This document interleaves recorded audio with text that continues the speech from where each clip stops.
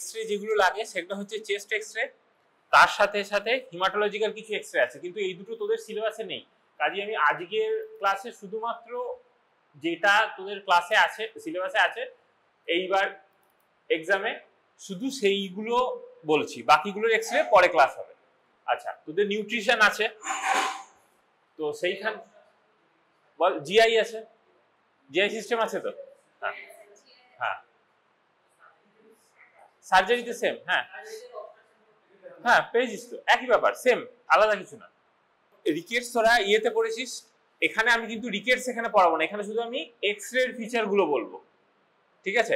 Maybe এই ছবিটাই পরীক্ষা দেওয়া হতে পারে বা অন্যান্য পিকচারও দেওয়া হতে পারে, তোকে ফিচার গুলোকে আইডেন্টিফাই করতে হবে। So rickets is a disease of growing বোন অর এ স্টেবল বোন, ইট is A disease of growing বোন। কোন এজ গ্রুপে আমরা দেখতে পাই?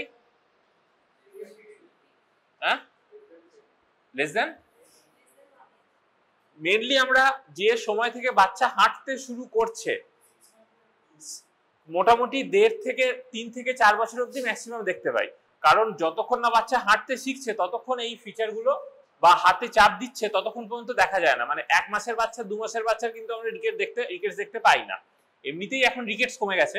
আচ্ছা, এবারে হচ্ছে রিকেটসটা যেগুলো কিছু নিউট্রিশনাল কজ আছে, আর একটা আছে কি বলে সেটাকে, নন নিউট্রিশনাল রিকেট গুলো কি কি আছে নাম বল দুটো? রিফ্র্যাক্টরি রিকেটস, কিছু নাম বল।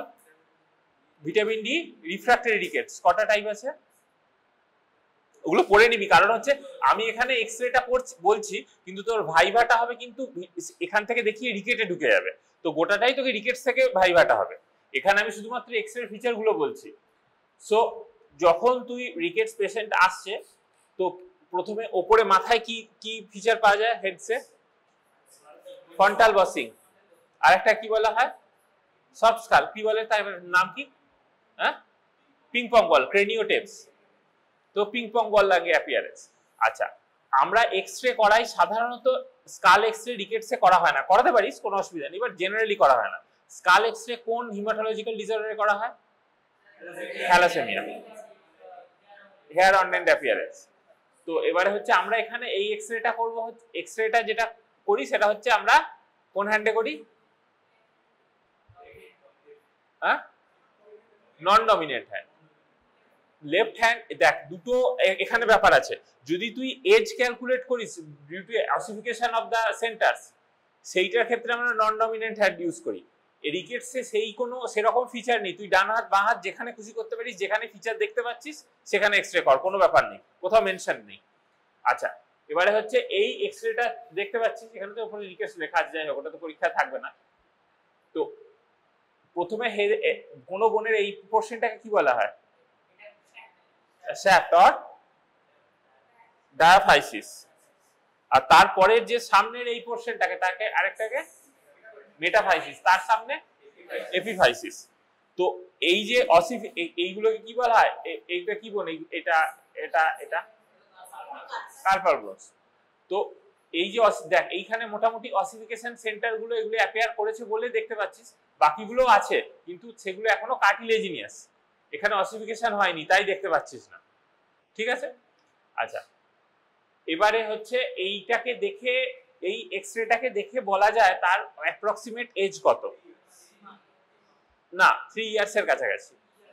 এবারে হচ্ছে তার চার্ট আছে, সেটা তোদের বলা হবে না, ছেড়ে দে, সেটা তোদের বলা হবে না। তো এখানে ফিচার দেখ।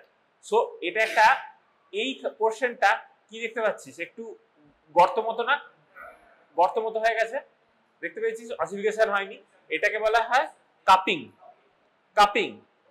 আচ্ছা, এই পোর্শন গুলো একটু কিছুটা কি দেখতে পাচ্ছিস, মানে অসিফিকেশন যেগুলো হয় সেইগুলো লেস অসিফাইড, আর এই জায়গাগুলো দেখ, এই যে এই লাইনটা ফ্র্যাগমেন্টেড, দেখ গোটাটা নেই, এই অসিফিকেশন সেন্টার লাইনটা গোটাটা নেই, ফ্র্যাগমেন্টেড হয়ে গেছে, এখানে ফ্র্যাগমেন্টেশন, এখানে ফ্র্যাগমেন্টেশন, এখানে ফ্র্যাগমেন্টেশন। এই জায়গাটাকে বলে ফ্রেইং, FRAYING। তাহলে হচ্ছে কাপিং একটা হলো, আর একটা কি দেখা যায়? ফ্রেইং। আর একটা ফিচার আছে ওই কাপিং এর মতো জিনিসটা ছড়িয়ে থাকে, সেটাকে বলে স্প্লেইং, SPLAYING। তিনটে ফিচার, কাপিং, ফ্রেইং এন্ড স্প্লেইং।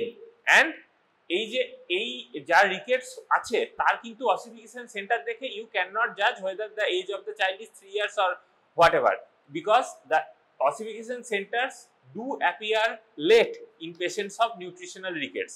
কাজী এটা যদি আমি জানতাম যে একটা নরমাল বাচ্চার ছবি, তাহলে আমি এটা বলতে পারতাম 2 থেকে 3 বছর বয়স, কিন্তু যেহেতু এটা রিকেটস এর ছবি, তো I can not tell whether the ossification centers are duly appeared or not. হয়তো অ্যাপিয়ার হয়নি, হয়তো এখানে আরো দুটো তিনটে ossification center অ্যাপিয়ার হওয়ার কথা ছিল, সেটা হয়নি। So cupping, splaying and fraying and loss and delayed appearance of the epiphyseal centers, these are features of rickets. আর কি বনি ফিচার কি আছে রিকেটস এর? হ্যাঁ, জেনুভ্যারাস অর জেনুভ্যালগাস দুটোই হতে পারে। আচ্ছা, bone density, decreased mineralisation of the bone or decreased bone density, এইখানে যতটা হোয়াইটিশ এটা দেখার কথা ছিল তার থেকে অনেক কম। So decreased mineralisation of the bone. দেখ এবার এই পোর্শনটাতে বেশি অ্যাপিয়ার্ড হয়েছে, এইগুলোতে অ্যাপিয়ার্ড আছে বাট কম, because these are weight bearing bones. ও হয়তো এই সময় হামা দিয়ে চলতে চেষ্টা করেছিল। সেম আরেকটা ওয়েট বিয়ারিং জয়েন্টের নাম কর, knee joint. Same feature you can see on knee joint also, যে কোনো ওয়েট বিয়ারিং জয়েন্টেই সিমিলার ফিচার দেখা যায়। সো ধর তুই একটা এই পেশেন্টের রিকেটস হলো, এই cupping, fraying, splaying, loss of epiphyseal centre সব পেলি, now you have started giving vitamin D. তো প্রথম যে অ্যাপিয়ারেন্সটা দেখা যায়, আমি তোকে ছবি দেখাতে পারবো না, বাট যেটা হয় এই জায়গায় একটা সাদা লাইন, যেটা ডিক্রিজড অসিফিকেশন ছিল, সেটা একটা সাদা লাইন ডেভেলপ করে। এটাকে বলে zone of provisional calcification, ZPC। মোটামুটি 4 weeks of after giving vitamin D therapy যদি রেসপন্স করে, so there is appearance of the ZPC or zone of provisional calcification. সেইটাকে দেখে আমরা কি বুঝতে পারি, that we can, যে whether we are dealing with a case of vitamin D sensitive ricket or resistant ricket. যদি 1 মাস পরেও আমি যদি দেখি যে ZPC appear করেনি, then we have to think of other causes than that of nutritional. তখন আমি ভিটামিন ডি এই রেজিস্ট্যান্ট রিকেট গুলোকে ভাববো, VDDR গুলোকে ভাববো। যদিও VDDR এর আরো অনেক ফিচার আছে, বাট মানে কি বলবো, প্রাইভেট প্র্যাকটিসে এটাই করা হয় যে প্রথমে আগে ভিটামিন D3টা দেওয়া হয়, 1 মাস পরে তার কোনো ইমপ্রুভমেন্ট নেই, তখন আমরা রেজিস্ট্যান্ট জিনিসগুলোকে ভাববো। আচ্ছা, আরেকটা ছবি দেখ রিকেটসেরই, দেখ same picture, same feature, but এখানে আমরা কোথায় দেখতে পাচ্ছি, নি জয়েন্টে। দেখ এখানে এইটা কাপিং, এই পোর্শনটা কাপিং, এই পোর্শনটা কাপিং, এই জায়গাটা ফ্রেইং, এই যে ফ্র্যাগমেন্টেড হয়ে গেছে ফ্রেইং, আর স্প্লেইংটা দেখ একটু বড় হয়ে গেছে, এখানে ওয়াইডেন্ড, দ্যাট ইজ স্প্লেইং। একটা ওয়াইডেন্ড, একটা কাপ, আর এই জায়গাগুলো irregular. So fraying, splaying and cupping, তিনটে ফিচার। এখানেও অসিফিকেশন সেন্টারগুলো ডিলেড। এখানে অবশ্য অতগুলো মেটাকার্প, এখানে তো প্যাটার্নটা ছাড়া আর কিছু পাবি না, তাই বোঝা যাচ্ছে না।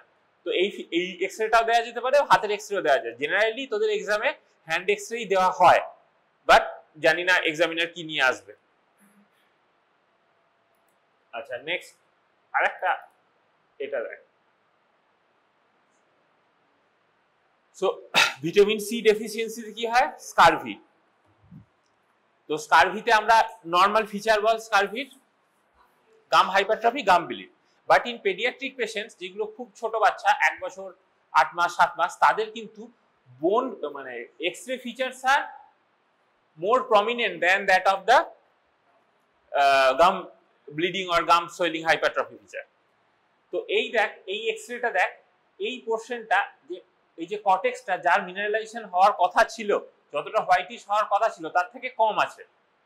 সো এটাকে কি বলে, পেন্সিল থিন কর্টেক্স আর pencil thin appearance of the cortex. আচ্ছা, এটা ওই জিনিসটারই আরেকটু ম্যাগনিফাইড ভিউ, সেম পিকচার। এই লাইনটা করা, এই লাইনটা ভাবিস না, এই দাগটা করা, ঠিক আছে, ওটা ছেড়ে দে। তো এই যে পেন্সিল থিন কর্টেক্স, তার ঠিক নিচে একটা লেস অসিফাইড, লেস ডেন্স একটা জোন পাবি। This is called Trummerfeld zone or scorbutic zone. এই নামগুলো মনে রাখতে হবে, পরীক্ষাগুলো ধরে। জাস্ট এই এপিফাইসিস মেটাফাইসিয়াস জাংশনে যেখানে হাইপোডেন্স এরিয়া তার ঠিক ওপরে আরেকটা হাইপারডেন্স এরিয়া পাবি, সেটাকে বলে white line of Fraenkel. This name should be remembered. তাহলে pencil thin cortex, Trummerfeld zone or scorbutic zone and white line of Fraenkel. White line of ফ্রেঙ্কেলের জাস্ট সাইডে কিছুটা পরিমাণে পয়েন্টেড কিছু ক্যালসিফাইড এজ দেখা যায়। This is called Pelkan spur. আচ্ছা, epiphysis গুলো, যেটা এখানে প্যাটেলের এপিফাইসিস থাকার কথা, সেগুলো অনেকটা রাউন্ড শেপেড হয়ে যায়। So this is called ring epiphysis. This sign is ring is called Wimberger's ring. আচ্ছা, এইখানে যে কোনো বোনের, ধর তুই আগের পিকচারটা, ধর রিকেটসের পিকচারটা দেখ, এইখানে এইখানে কি আছে, কি এটা, এই পোর্শনটাকে কি বলে? কর্টেক্স বোনের। তার উপরে কি আছে? পেরিঅস্টিয়াম। সো এবারে এই পিকচারটা দেখ, পেরিঅস্টিয়ামটা ছেড়ে বেরিয়ে গেছে, মানে দেয়ার ইজ ডবল কন্টিউরিং, মানে যে টার্মটা ইউজ করা হয় double contouring of the periosteum. এখানে একটা দেখা যাচ্ছে লেভেল, এখানে আরেকটা দেখা যাচ্ছে, মানে কর্টেক্স থেকে পেরিঅস্টিয়ামটা উঠে গেছে। ডিফারেন্ট ডিজিজে হতে পারে। এইখানে যেটা হয়, তোরা সবাই জানিস স্কারভিতে কি হয়, সাবপেরিঅস্টিয়াল হ্যামারেজ। এই জায়গাটায় সাবপেরিঅস্টিয়াল হ্যামারেজ আছে, তাই এখানে double contouring of the cortex হয়েছে। So this is nothing but haemorrhage, এই যে ফুলে গেছে জায়গাটা। So this is subperiosteal haemorrhage, this is scorbutic zone, Pelkan spur, Wimberger's ring and white line of Fraenkel. এই নামগুলো জিজ্ঞেস করা হয়। সেম জিনিসটা এই পিকচারটা দেখ,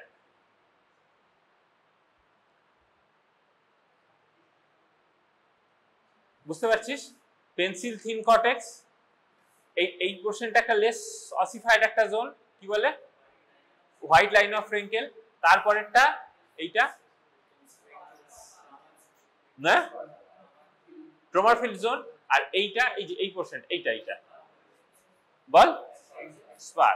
আর এই দেখ এপিফাইসিস গুলো গোল গোল হয়ে গেছে, উইমবার্জার্স রিং, গোল গোল এপিফাইসিস দেখতে পাচ্ছিস?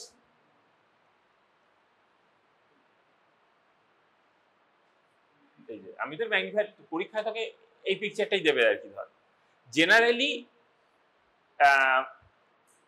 স্কারভিতে যে পিকচারটা এক্সামে দেয়া হয় বাই মানে কনভেনশন, সেটা কিন্তু এক্স-রে অফ দা বাইল্যাটারাল নিজ থাকে জেনারেলি।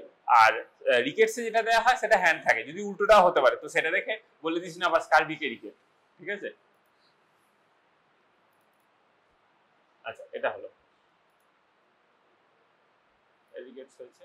বেশ, এবারে এই পিকচারটা দেখ। সো যখন এক্স-রেটা বলবে, প্রত্যেকে বলে যে আচ্ছা এক্স-রে যখন দেবে, অনেক এক্সামিনার বলে ডেসক্রাইব দা স্কায়াগ্রাম। সো যদি তুই চেস্ট স্কায়াগ্রাম দেখিস, তাহলে তোকে মেডিসিনিক চেস্ট স্কায়াগ্রাম কিভাবে রিড করতে বলেছে বল? এপি ভিউ, হ্যাঁ, this is skiagram of the chest, AP view, good exposure. একজনা বল ডিফর্মিটি আছে কিনা। হ্যাঁ, তারপরে mediastinal structure are rightly placed or shifted, ওইভাবে ডেসক্রাইব করতে হয়। তো এইখানে মানে দেখ, এখানে একটা তুই অ্যাটলিস্ট বুঝতে পারছিস, একটা প্লেটে একদম গলা থেকে শুরু করে পা অবধি চলে এসছে। তাহলে এটা নিশ্চয়ই একটা বড় বাচ্চা নয়, ছোট বাচ্চা হবে। একটা প্লেটে গোটাটা চলে এসছে আমার। সো ডেসক্রিপশনটা তুই সেম ভাবে দিতে পারিস, আমি আর রিপিট করছি না, সেমই। শুধু ফাইন্ডিংটা যেটা বলবি, দেখ এইখানে একটা বড় এয়ার বাবেল, এইখানে একটা বড়, হ্যাঁ হ্যাঁ। So this is a double bubble sign. So double bubble কেন বলছি? This is a feature of duodenal obstruction. তাহলে দুটো বাবেল হবে। অবস্ট্রাকশন যদি হয়, একটা স্টমাক বাবেল তৈরি করবে আর একটা ডুওডিনাম বাবেল তৈরি করবে। সেম জিনিস যদি জেজুনাল অবস্ট্রাকশন হয়, তাহলে কি পাবো? Triple bubble sign. সেখানে একটা স্টমাকের, একটা জেজুনামের আর একটা ডুওডিনামের। সো এবার আমাকে বল, this a paediatric difference, what are the causes of double bubble sign in a neonate? কোন কন্ডিশনে এটা হতে পারে? বাচ্চাদের, বড়দের নয়। Common obstruction. So what kind of gastric obstruction হলে কটা বাবেল দিতে পারবি? একটা, সিঙ্গেল বাবেল। তাহলে গ্যাস্ট্রিক ইয়েতে অবস্ট্রাকশনে কি হতে পারে বল? গ্যাস্ট্রিক ভলভিউলাস। বল, অন্য ফিচার পাবো, ওটা পাই না। স্টেনোসিসে ওরকম এই ফিচারটা পাওয়া যায় না, যাই হোক সেরকম পাওয়া যায় না। তুই এটা হ্যাঁ ইউএসজি তে অন্য জিনিস পাওয়া যায়, ছেড়ে দে ওটা, এখন তোদের ইয়ে নয়। তো তো ডুওডিনাল কি হতে পারে? কনজেনিটাল অ্যানোমালি কি হতে পারে? খুব কমনলি কি কোনটা সব থেকে পাওয়া যায়? Duodenal atresia. কোন পেশেন্টের পাবি ডুওডিনাল অ্যাট্রেসিয়া? কোন সিনড্রোমে? Down syndrome. So Down syndrome is associated with duodenal atresia. আর duodenal obstruction কি কোথায় দেখা যায়? Congenital anomaly কি থাকতে পারে? হ্যাঁ প্যানক্রিয়াস, ওটা কি বলে? Annular pancreas. অ্যানুলার প্যানক্রিয়াস হলে কি হবে? প্যানক্রিয়াসের রোটেশনটা হবে না, সেই জন্য ও গোটাটাকে ওই ডুওডিনামটাকে অবস্ট্রাক্ট করে বসে থাকবে। So annular pancreas. Duodenal web বলে একটা জিনিস আছে, সেখানে একটা পাতলা ফিলামেন্ট লাইক স্ট্রাকচার ডুওডিনামে থাকে, সেই জন্য গ্যাস্ট্রিক কন্টেন্ট পাস করতে পারে না। So duodenal web, duodenal atresia, annular pancreas, any stricture or other disease, এগুলো নিউনেটে পাওয়া যায়। আচ্ছা, এরপরে বল হচ্ছে এটা তাহলে ডবল বাবেল সাইন হলো এটা, ঠিক আছে? ডুওডিনাল অবস্ট্রাকশন। এটা দেখ কি দেখতে পাচ্ছিস? এটা আচ্ছা এটা বলে দিই, এটা আমার অ্যাডাল্ট থেকে নেওয়া, এটা পেডিয়াট্রিক পিকচার নয়, এটা অ্যাডাল্ট পিকচার, ঠিক আছে? আমি ফিচারটা দেখানোর জন্য বলছি। So for when there is a suspicion that there is intestinal obstruction occurred or not, তো সেইটার জন্য আমরা কি করি? Straight X-ray of the abdomen or straight X-ray of the মানে abdomen, straight X-ray of the abdomen in erect posture, এটা লিখে দিতে হয়। ইরেক্ট পশ্চার কেন করা হয়? এই ফাইন্ডিংটা নেওয়ার জন্য। ইরেক্ট পশ্চার, ধর যদি ইন্টেস্টিনাল অবস্ট্রাকশন হয়েছে, সেইখানে কিছু ফ্লুইড আছে, কিছু গ্যাস আছে, গ্যাসটা পাস করতে পারছে না বিকজ দেয়ার ইজ অবস্ট্রাকশন। তো তুই যদি ইরেক্ট পশ্চারে থাকিস, ডিউ টু গ্র্যাভিটি ফ্লুইডটা নিচের দিকে থাকবে, গ্যাসটা উপরের দিকে থাকবে।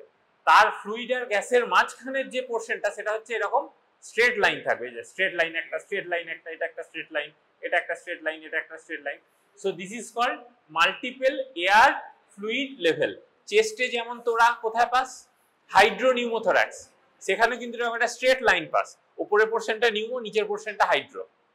কিন্তু সেটা করতে গেলে তোকে স্ট্রেট দাঁড় করিয়ে নিতে হবে, শুয়ে নিলে হবে না, তাহলে আর ফিচারটা পাবি না। So this is multiple air fluid level. এটা কোন, তোর এই ফিচারটা দেখে এটা কোন জায়গার অবস্ট্রাকশন মনে হচ্ছে? দেখে লার্জ ইন্টেস্টিনাল অবস্ট্রাকশন। মোর এয়ার ফ্লুইড লেভেল গুলো কোন দিকে? সাইডের দিকে, দেখ না, এই পেরিফেরিতে বেশি obstruction. So it is probably is a case of large intestinal obstruction. তোদের লার্জ ইন্টেস্টাইন না স্মল ইন্টেস্টাইন বলতে হবে না, যদি স্পেসিফিক্যালি সিঙ্গেল বাবেল দেখিস স্টমাক বলবি, যদি ডবল বাবেল দেখিস ডুওডিনাম বলবি, কিন্তু যদি মাল্টিপল বলিস তাহলে তুই ডাইরেক্ট বলবি ইন্টেস্টাইন, আর কিছু বলতে হবে না। যদি জিজ্ঞেস করে তখন বলবি, প্রথমেই একবারে সব বলে দিস না, ঠিক আছে? যদি এক্সামিনার জানতে চায় তাহলে কিছুটা সময়ও গেল, আর সে চারটে প্রশ্ন করার সুযোগও পেলো, আর তুইও কিছু ভুল মুখ থেকে বেরোলো, সেটা কম পেলি।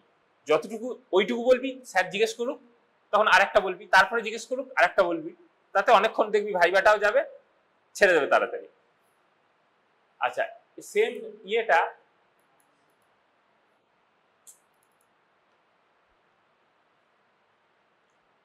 এই ছবিটা দেখ, এখানেও মাল্টিপল এয়ার ফ্লুইড লেভেল আছে, কিন্তু এটা মোর অফ এ সেন্ট্রালিও আছে, পেরিফেরিও আছে। সো এটা মোস্ট লাইকলি স্মল ইন্টেস্টাইন, তাই তো দেখতে হবে না। So this is a multiple air fluid level suspecting intestinal obstruction. আচ্ছা, এবার আমাকে ইন্টেস্টিনাল অবস্ট্রাকশনের কজ বল। কে ইন্টেস্টিনাল অবস্ট্রাকশনের কজ? হ্যাঁ, ডাইনামিক নন ডাইনামিক বল। Intussusception, volvulus, intussusception, volvulus, any fibrous band of Ladd যেটাকে বলা হয়, পোস্ট অপারেটিভ। আচ্ছা, অ্যানোরেক্টাল ম্যালফরমেশন বল, কার্সিনোমা। বাচ্চাদের আমরা কার্সিনোমা প্রথমে ভাবি না, আমরা যখন তোকে পেডিয়াট্রিক কজ দেওয়া হচ্ছে কনজেনিটাল ডিজিজ গুলোকে বেশি করে ভাববি, তাহলে পাবি। ওই কার্সিনোমা বা তোর তোর কি বলে পোস্ট অপারেটিভ, ওগুলো কিন্তু অ্যাডাল্টে বেশি পাওয়া যায়, সেখান থেকে স্ট্রাকচার হয়েছে। এটা যদিও অ্যাডাল্ট পিকচার দেখে বুঝতে পারছিস, তো জিনিসটা ফিচারটা সেমই পাওয়া যায়। আচ্ছা, আর একটা ছবি দেখ, এটা কোথায় মনে হচ্ছে? মোর অফে, বল। পেরিফেরিতে বেশি, মোর অফে পেরিফেরিতে। তো এটা একটা এয়ার ফ্লুইড লেভেল, এটা একটা এয়ার ফ্লুইড লেভেল, এটা একটা air fluid level. So this are pictures of industrial obstruction, gas under diaphragm. So আচ্ছা, এটা অ্যাডাল্টের পিকচারই নেওয়া হয়েছে, বাট এটা এখানে paediatric adult picture same. So এই যে গ্যাস দেখতে পাচ্ছি, এটা ডায়াফ্রাম, তার নিচে গ্যাস। এইটাকে বলতে পারিস না, কারণ এটা স্টমাক শ্যাডো হতে পারে, ফান্ডিক গ্যাস শ্যাডো হতে পারে, কাজে আমি বলতে পারবো না। So to detect pneumoperitoneum or gas under diaphragm, the X-ray should be taken in erect posture, AP view, not PA view. এগুলো কিন্তু সব এই intestinal obstruction, pneumoperitoneum, both X-rays to be taken in AP view. এখানে PA view কিছু নেই, chest X-ray হলে PA view হতো। তো what can be the causes of, আচ্ছা এখানে pneumoperitoneum মানে পেরিটোনিয়াল ক্যাভিটিতে হাওয়া ঢুকে গেছে। So what can be the causes of pneumoperitoneum? Perforation, peptic perforation, বল। হলো ভিসকাস পারফোরেশন, যে কোনো। আচ্ছা, কি কি কারণে এবার পারফোরেশন হতে পারে? হ্যাঁ, পেপটিক আলসার। বাচ্চাদের পেপটিক আলসার হয়ে পারফোরেশন কটা পেয়েছিস? জীবনে পাসনি, কেউ পায়নি। বল, আরো কমন কি হয়? এটা যদি অ্যাডাল্ট পিকচার, আমি বাচ্চাদের বলছি, বল। ওয়ার্মস হয়ে না, হবে না। আচ্ছা, তোরা নিওনেটে একটা কন্ডিশন হয়, জন্ডিসে পারফোরেশন হয় না, বল। প্রিটার্ম বাচ্চাদের না, সেটা তো স্টমাকের কন্টেন্ট উপরে চলে যাবে। নেক্রোটাইজিং এন্টেরোকোলাইটিস নামে কোনো শুনেছিস? সেখান থেকে পারফোরেশন হয়ে অ্যাসাইটিস হয়ে হতে পারে, চান্স কম। NEC, necrotising enterocolitis. আচ্ছা, আরেকটা জিনিস আছে বাচ্চাদের, সেটা হচ্ছে যেটা তুই বললি ভলভিউলাস বা ইন্টারসাসেপশন হয়ে যদি আনট্রিটেড থাকে, আলটিমেটলি কি হবে? গ্যাংগ্রিন হয়ে পারফোরেট করবে। তো সব জায়গাতেও বাচ্চাদেরও ওই নিউমোপেরিটোনিয়াম হয়, যে সেখান থেকে গ্যাস আন্ডার ডায়াফ্রাম যদি ইরেক্ট পশ্চারে নিস তাহলে দেখতে পারবি। আচ্ছা, এইগুলো আমি পড়িয়ে চলে যাচ্ছি, সবকটা আমার তো টপিক পড়া সম্ভব না, বলা সম্ভব নয়, কিন্তু তোরা এই টপিকগুলো বাড়িতে পড়বি। কারণ ধর ভাইভাটা কিরকম হয়, ধর তোকে নিউমোপেরিটোনিয়াম ধরলো, সেখান থেকে ধর স্যারের যদি মনে হলো আমি পেপটিক আলসারে ঢুকবো, ও পুরোটাই পেপটিক আলসার নিয়ে কোশ্চেন শুরু করে দিল। বা ধর কেউ একজন কনজেনিটাল অ্যানোমালি দিয়ে ঢুকবো মনে হলো, সে সেটা নিয়ে লাইনে চলে এলো। ধর তুই যখনই একটা বললি কিছু NEC বা কিছু একটা বলে ফেললি। আচ্ছা হ্যাঁ, আর একটা, ভাইভাতে এমন কোনো এক্সাম্পল দিবি না বা এমন কোনো শব্দ উচ্চারণ করবি না যেটা সম্পর্কে তুই কিছু জানিস না, ঠিক আছে? স্যার জানে কোনটা নিয়ে তুই জানিস আর কোনটা নিয়ে জানিস না। তো যদি এক্সাম্পল ধর 5টা তোর মনে পড়ছে, কিন্তু 3টে নিয়ে তুই একটা লাইনও জানিস না, মুখস্থ করেছিস, 2টো নিয়ে জানিস, সেই 2টোই আগে বল। সেটা থেকে যদি কোশ্চেন করে তুই বলতে পারবি 2টো কথা। এমন কিছু নাম করে দিস না যেটা সম্পর্কে তুই নিজেই কিছু জানিস না, বুঝতে পারলি? মানে এমন কোন রেয়ার ডিজিজ বা এমন কোন রেয়ার এক্সাম্পল দিস না। আচ্ছা, কামিং টু চার্টস। আচ্ছা, তোদের নেফ্রো কবে করানো হয়েছে? সো এখানে যে চার্টগুলো তোদের দেয়া হবে, মোটামুটি UTI মানে ইউরিনের কিছু চার্ট দেয়া আছে, আর যেহেতু তোদের রেনাল সিস্টেম হয়েছে, আর GI এর মধ্যে অ্যাসাইটিক চার্ট আছে।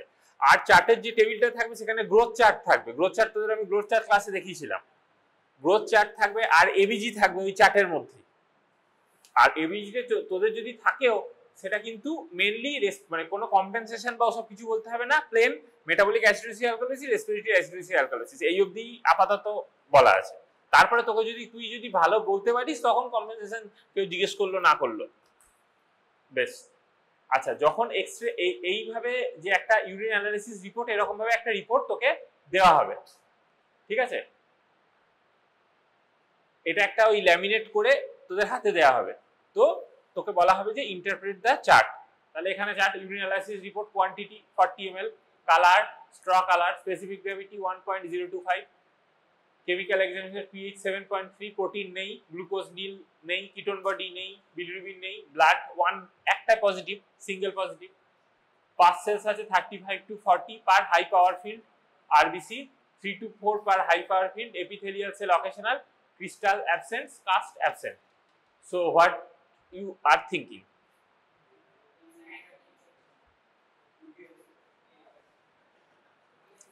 কি DIC UTI. So why are you thinking of UTI? Pus cells. So what is the normal pus cells that can be present in an uncentrifuged urine sample? Up to 5. Centrifuged যদি হয় সেটা হলে 5 to 10 এবার বিভিন্ন বইয়ে বিভিন্ন রকম লেখা আছে 5 to 10 বর্ডার লাইন 10 থেকে বেশি হলে কনফার্ম আর কালচারে কত confirm is more than 10 to the power 5 coloniformic unit in a single pathogen আর suprapubic aspiration এ any number আর ক্যাথেটার স্যাম্পলে 10 to the power 4 বল হ্যাঁ কাস্ট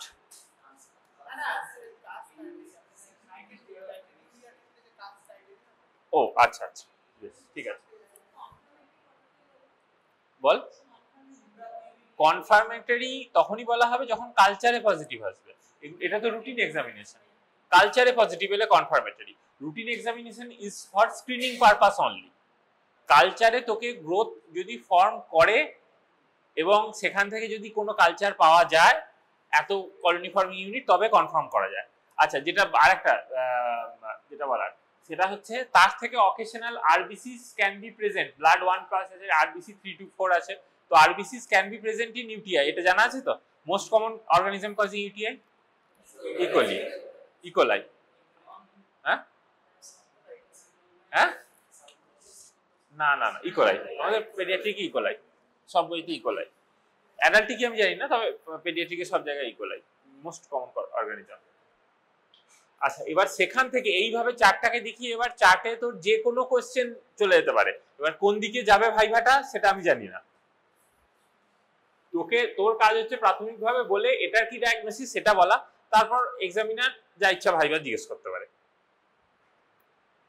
আচ্ছা এখানে দেখ ইউরিন অ্যানালাইসিস রিপোর্ট সেটা হচ্ছে quantity 20 ml colour hazy specific gravity 1.01 pH 7.2 protein 4+ glucose negative ketone body negative bilirubin negative blood negative microscopic examination pass 2 to 3 per high power field RBC absent epithelial cell occasional cast granular cast and crystal absent so what you are thinking that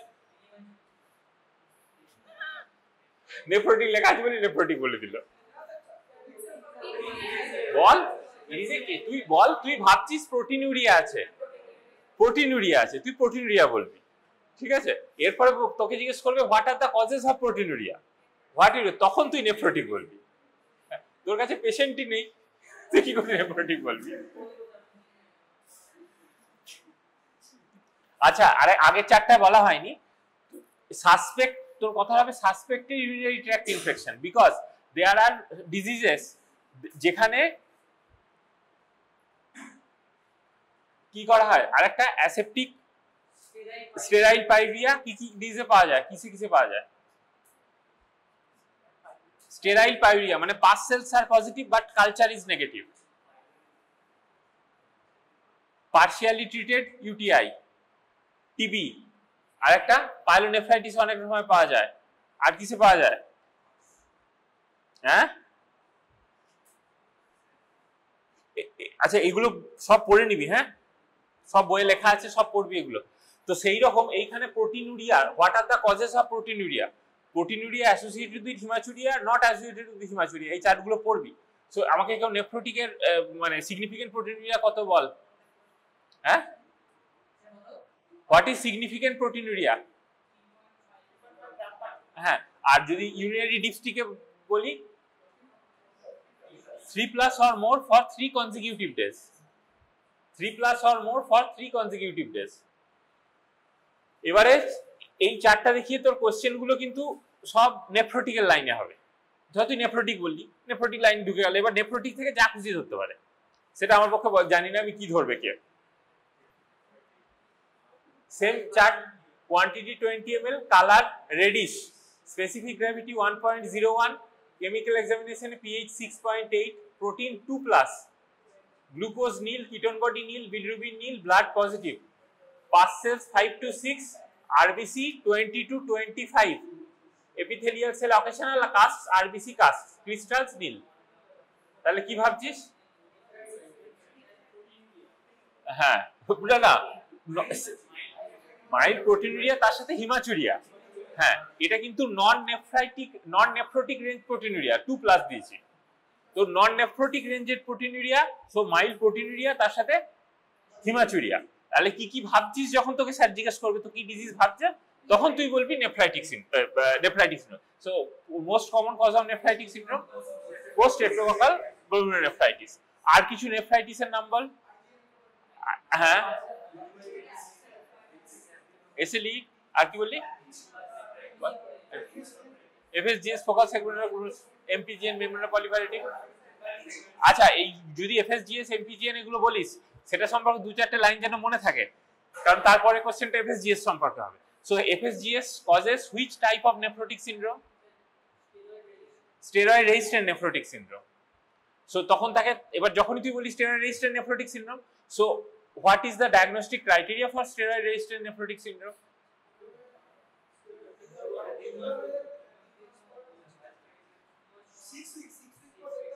6 weeks। আগে 4 weeks ছিল, ফুল dose স্টেরয়েডের পরও 6 weeks এর পরও কোনো রেমিশনে আসছে না, so steroid resistant. আগের পুরনো বইগুলোতে 4 weeks ছিল, ওটা একটু দেখে নিস। তো যেটা মুখ দিয়ে উচ্চারণ করবি সেটা সম্পর্কে যেন কিছু জানিস, নাহলে ভাইভাটা ওই লাইনে চলে যাবে। এখানে কি আছে? তার সাথে হিমাচুরিয়া আছে, আর সাথে কি আছে? RBC caste. আর আরেকটা কোশ্চেন করতে পারে যে what are the positive points you are seeing in this chart to establish your diagnosis. ধর এখানে তুই বললি যে হচ্ছে reddish colour, protein 2+, pus cells কম কিন্তু আরবিসি প্রচুর বেশি, ব্লাড পজিটিভ, আরবিসি তে RBC cast. This are points in favour of your diagnosis.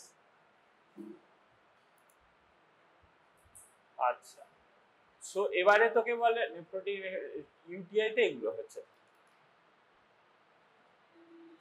So আরেকটা তোদের যেহেতু জিআই আছে, আরেকটা চার্ট দেওয়া হবে, দ্যাট ইজ অ্যাসাইটিক ফ্লুইড অ্যানালিসিস।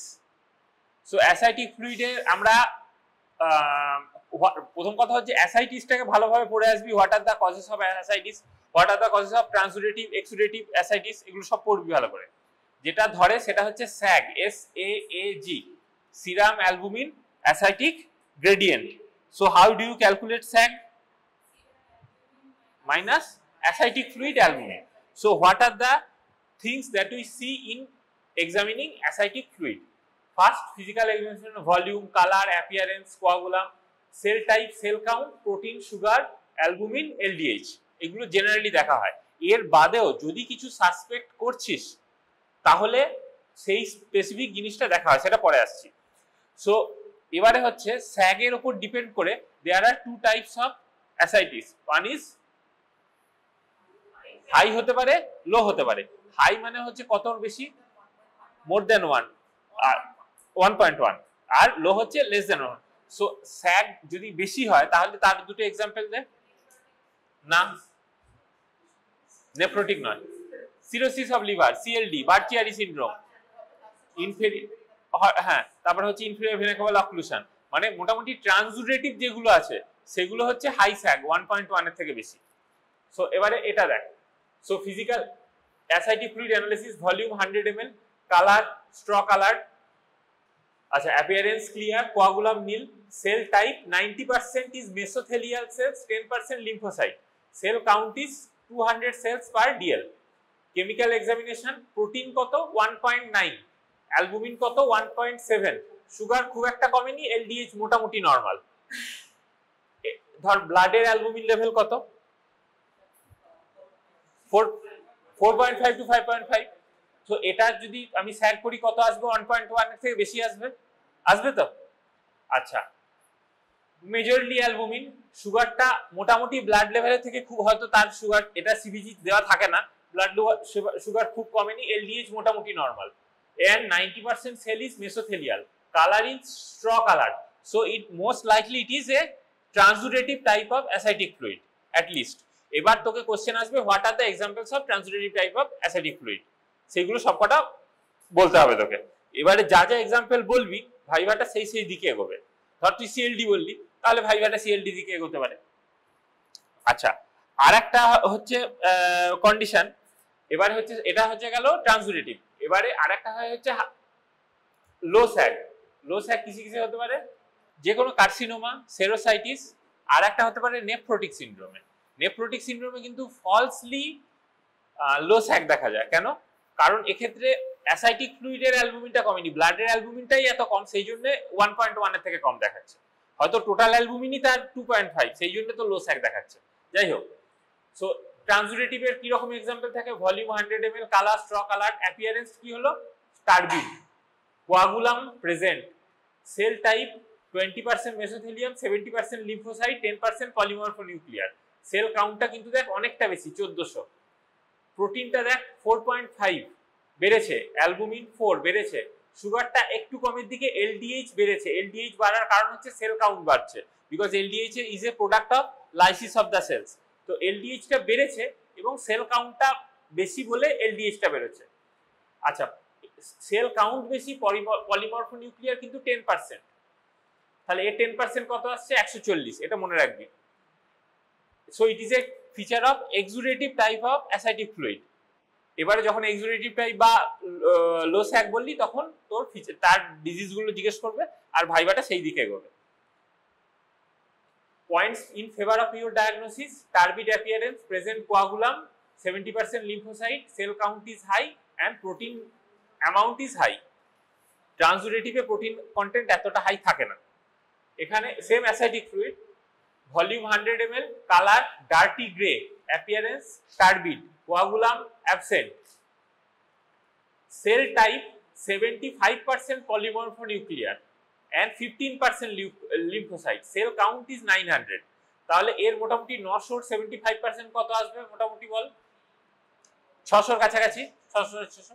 তো if the total cell count is more than 500 and among that around absolute count এ যদি more than 250 polymorphonuclear থাকে, so this is a high chance of peritonitis. So এইখানে দেখ sell count আগেরটার থেকে কম, but 75% polymorphonuclear, plus কালারটা dirty grey, তার সাথে LDH অ্যামাউন্টটাও দেখ বেশ বেশি, 1200, বিকজ সেল লাইসিস হয়েছে। সুগারটা কমে গেছে 15, প্রোটিন আর অ্যালবুমিন এক্সুডেটিভে যা ছিল তার কাছাকাছি। So probably it is A case of bacterial peritonitis. এখানে যদি কালচার করা হয় তো পজিটিভ আসবে। এখানে কালচার রিপোর্ট তোদের দেওয়া মানে নেই, তাই দেখতে পাচ্ছি না, but সাসপেক্টিং bacterial peritonitis. So what, একটা বাচ্চাদের খুব কমন পেরিটোনাইটিস হয়, একটা ডিজিজের নাম বল?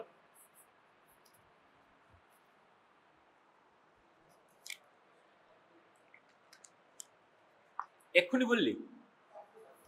হ্যাঁ হ্যাঁ, সেটাতে হতে পারে। পারফোরেশনের কটা হয়, আরো কমন কি দেখা যায়? এক্ষুনি বললি? আরে নেফ্রোটিক সিনড্রোমের মোস্ট কমন কমপ্লিকেশন কি? SBP, spontaneous bacterial peritonitis, SBP. তো নেফ্রোটিক সিনড্রোমে যদি এসবিপি না হয়, তাহলে যে তুই ফ্লুইডটা পাবি সেটাতে হাই স্যাগ পাবি, এক্সুডেটিভ। যদি এসবিপি হয় তাহলে কিন্তু এই এলডিএইচ কাউন্ট বেশি পাবি, কালচার পজিটিভ, আর পলিমরফোনিউক্লিয়ার পাবি। এসবিপি হতেও পারে, নাও পারে। এসবিপি একটা ভুল বলা হলো, নেফ্রোটিক সিনড্রোমে ফিচারড হবে ট্রান্সুরেটিভের মতো, কিন্তু স্যাগ হবে লো, বিকজ টোটাল প্রোটিনটা লো। নর্মালি ট্রান্সুরেটিভে স্যাগ লো হয়, এক্সুডেটিভে স্যাগ লো হয়, কিন্তু নেফ্রোটিকের ট্রান্সুরেটিভ হলেও স্যাগ লো হবে, ফলসলি লো, বিকজ টোটাল প্রোটিনটা কম। মানে ধর আমি সিরাম অ্যালবুমিন অ্যাসাইটিক গ্রেডিয়েন্ট দেখছি, তাহলে serum albumin minus ascitic fluid albumin দেখাচ্ছি। তাহলে ধর যদি আমি ট্রান্সুরেটিভ হয়, তাহলে তার কি, ধর সিরাম অ্যালবুমিন ধর 5, তোর অ্যাসাইটিক ফ্লুইড অ্যালবুমিন ধর 2, তাহলে স্যাগ কত আসছে? 3। তাহলে সেটা হাই স্যাগ ট্রান্সুরেটিভ, কোনো অসুবিধা নেই। এবারে ধর লো স্যাগ এক্সুডেটিভ, সেখানে ধর সিরাম অ্যালবুমিন 5, অ্যাসাইটিক ফ্লুইড অ্যালবুমিন ধর 4, স্যাগ 1, তাহলে সেটা লো স্যাগ। তাহলে যেটা লো স্যাগ হয় যেখানে, সাধারণত সেটা এক্সুডেটিভ হয়।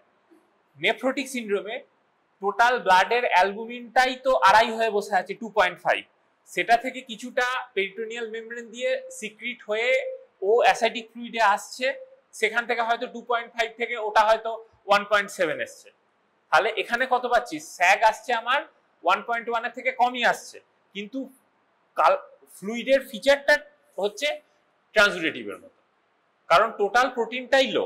এছাড়াও আরো কিছু কিছু, এবারে এইগুলো গেল হচ্ছে তোদের চার্ট, এছাড়া আরো কি কি আমরা ফিচার দেখতে পারি, সেটা হচ্ছে যদি আমরা প্যানক্রিয়াটিক অ্যাসাইটিস ভাবি, তাহলে আমরা কি পাবো অ্যাসিডিক ফ্লুইডে, কোন দুটো এনজাইম পাবো, অ্যামাইলেজ লাইপেজ, সেটা যেমন অ্যামাইলেজ লাইপেজ ব্লাডেও পাবো প্যানক্রিয়াটাইটিসে, ওই অ্যাসিডিক ফ্লুইডেও কিন্তু অ্যামাইলেজ লাইপেজ পাবো।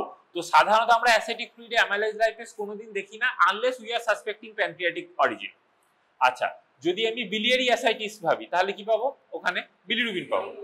নরমালি বিলিয়ারি অ্যাসাইটিসে সে সিএলটি থেকে যদি হয় তাহলে সেখানে হাই স্যাগ হবে।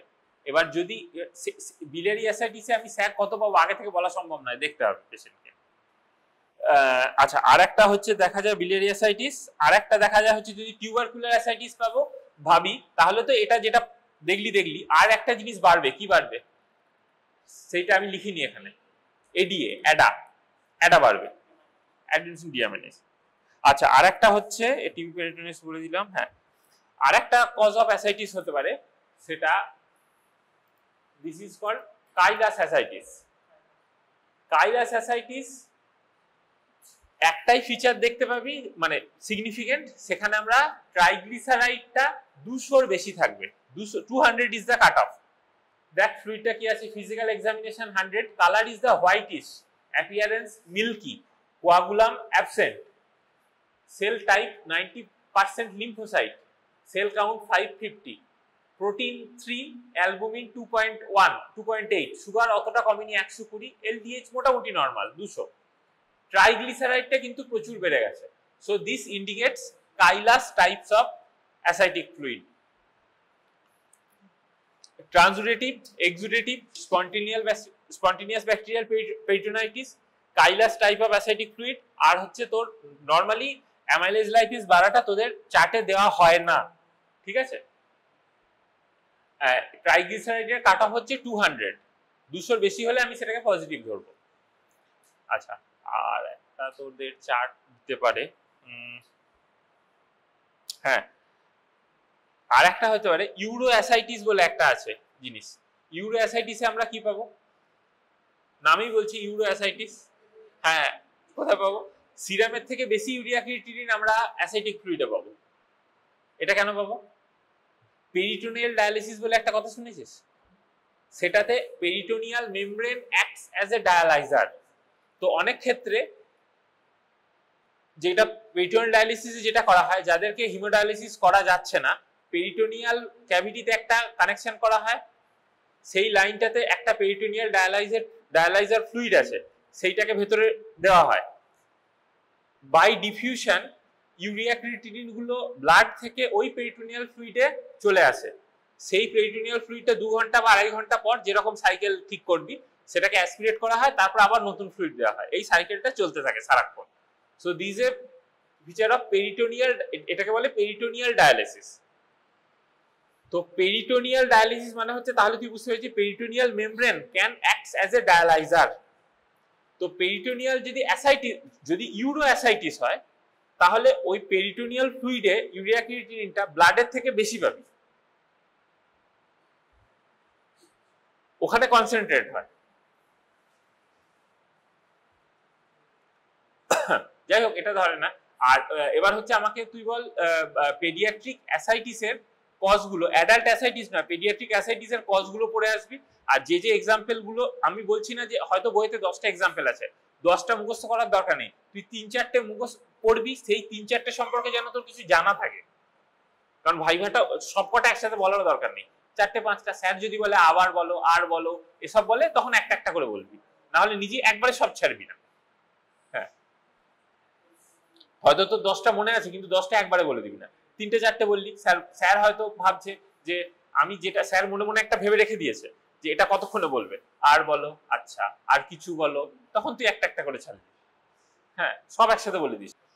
টিবিএসআইটিস দেখালাম, এইখানে অনেক সময় অ্যাডাটা অ্যাড করা থাকে, অনেক সময় অ্যাড করা থাকে না, ঠিক আছে। এটা দেখালাম তো তোকে টিবিএসআইটিসটা। দাঁড়া কিছু বাদ গেল কিনা দেখি। আচ্ছা এটা কিন্তু আমাদের এক্সরে বা চার্টের শুধুমাত্র একটা ইনিশিয়াল, এটা তোদের পরীক্ষা আছে বলে তাই, না হলে চার্ট এক্সরে এছাড়াও আরো অনেক আছে, হিমাটোলজিক্যাল চার্ট আছে, এক্সরে তো আরো অনেক আছে, সেগুলো তোদের এক্সামে যখন পড়ানো হবে তখন। আচ্ছা তোদের হিমাটোলজি লেকচার ক্লাস হয়েছে? এই ফটোগুলো দেওয়া যাবে না, পরীক্ষা দেওয়া হবে, আমি কি করে দেবো?